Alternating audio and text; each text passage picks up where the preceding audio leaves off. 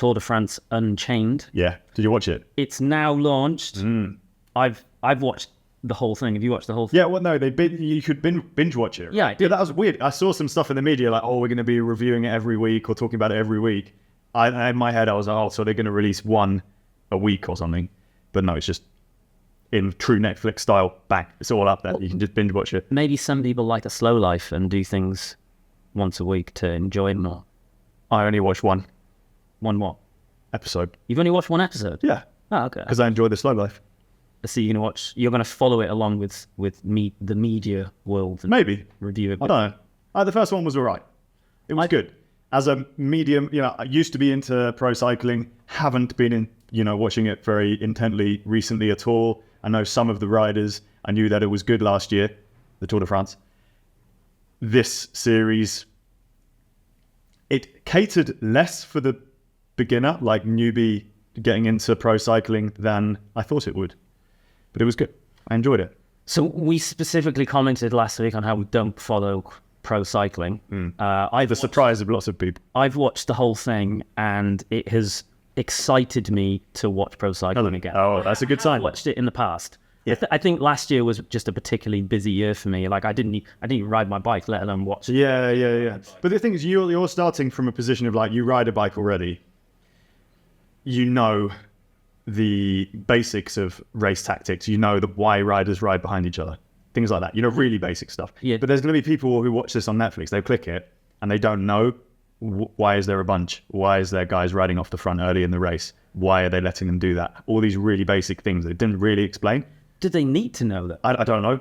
It's very hard to put yourself in the... I need to ask someone who doesn't know anything about cycling.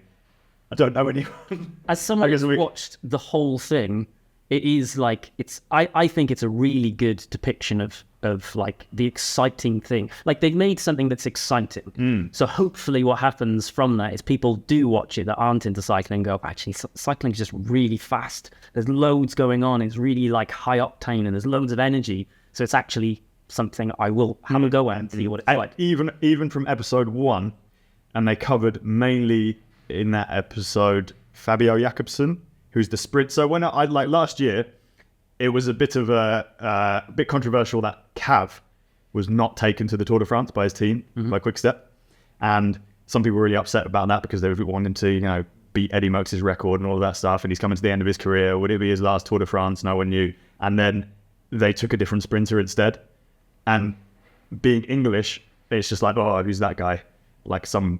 I can tell you. But actually, he's a really nice guy, isn't he? And he had a cool backstory. Yeah. And I didn't know about that. I didn't know he had a massive crash and had to recover from it. Spoilers, guys.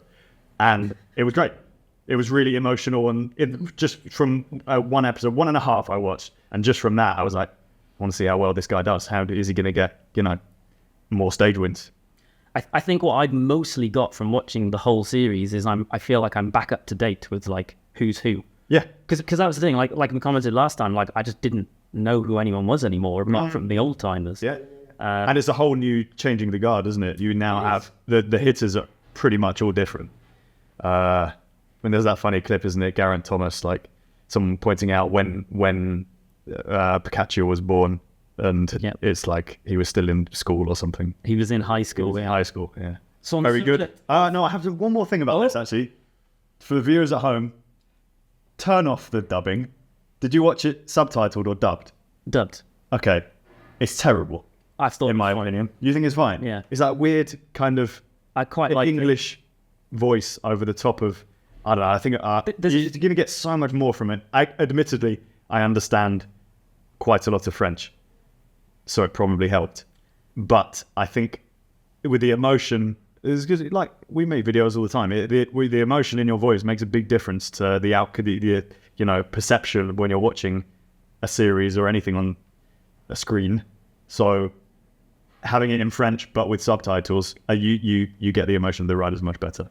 I definitely don't think it's as bad as people are suggesting in the media. I think there are a few bits. Like people talked about it. I think so. Yeah. Right.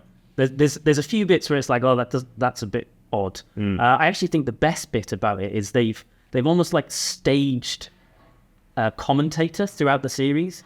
So it's basically someone that's narrating what's going on and the actual like race bits of it, but it's done in the style of a commentator, and it actually like just links it all together really nice and actually feels a bit like you're watching the race. Yeah. That's it. But they've redone it so that it's appropriate for the show that they're making. It's really good. I think it's very good. And if they do more, I think it's going to be fantastic.